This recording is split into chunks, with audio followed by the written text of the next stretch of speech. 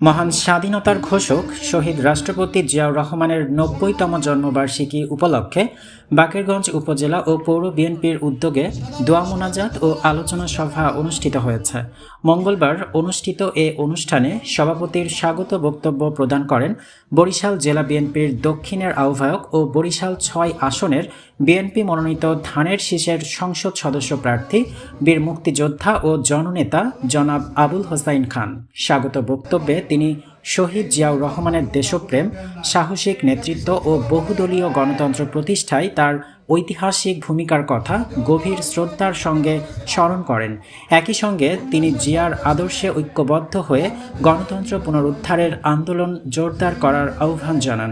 অনুষ্ঠান শেষে শহীদ রাষ্ট্রপতি জিয়াউর রহমানের রুহের মাগফিরাত কামনা করে বিশেষ দোয়া ও মোনাজাত অনুষ্ঠিত হয়।